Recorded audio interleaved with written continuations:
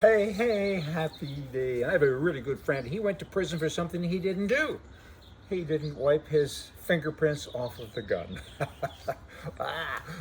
Just sharing with you, objectivity. What is that?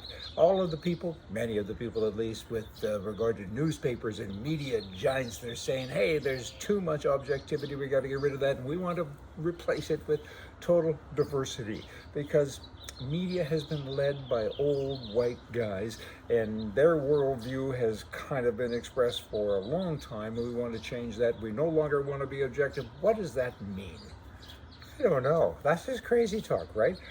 No more objectivity. It's got to go, because this can lead to bad things with regards to the homosexual community and so many other places. We want diversity.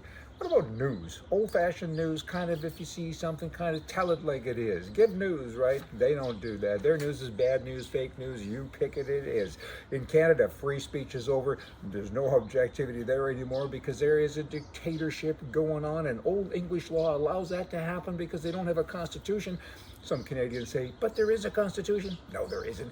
There's a whole bunch of things in there, in that wordage, in that document, that says we have this notwithstanding clause and we can do this, and we being the liberal or the people in charge of the day, right? So it's kind of the old story. The way it was written is just bizarre. You can do whatever you want as long as we approve of it and agree with it. So there's not a constitution in the normal sense, or the normal understanding of what a constitution is. And in Canada now, cancel culture, the left-wing crazy movement is going on with regards to being in universities, and there's no support for the right. You're not allowed to talk. Your opinion doesn't matter anymore.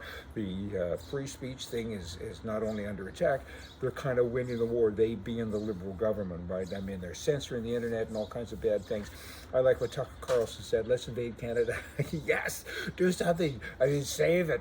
I mean, Canada, Cuba, there are places opposed to America that need to kind of be fixed. I mean, the Canadian movement is interesting because 70% of all Canadians did not vote for the Liberal government. 70%.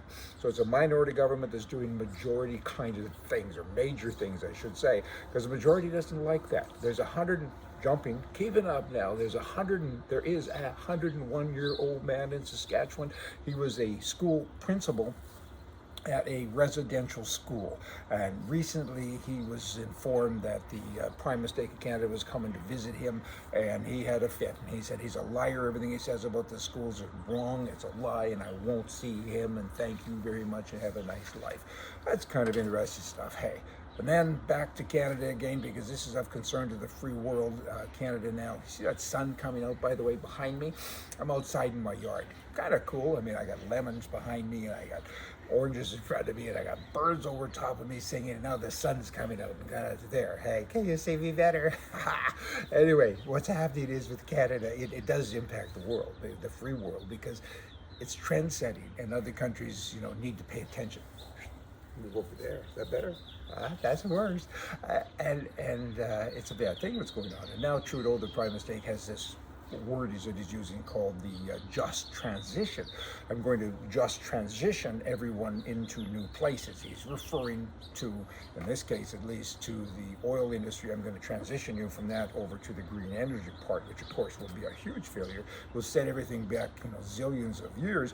But this transition thing really impacts all areas, because he is trying, to some degree, he's successful already, and ultimately he may be really successful. He's transitioning the country from a free enterprise nation over to one that we don't recognize anymore. So he has to go, and he's got to go quick. Let's swing over quickly to the U.S. today with Trump. Trump, you know what, his personality maybe isn't great to some people. I've always said he's a great man, but maybe he's not a good man. But whatever, he did great things, and he wants to do them again. And it's interesting to note that his endorsements come from so many governors, congressmen, senators, people in power, let alone the common person, right? I mean, he's endorsed by these people, and I spoke to some of them, and I said, you really like him? I said, I can't stand the man, but he's great for the nation, so I endorse him. That's an interesting concept, right? A lot of people say, I do like him, I like him a lot. It's just kind of, whatever it is. And then, I got one more. I'm going to save that for later when the sun ain't shining. Hey, y'all, come back. See ya.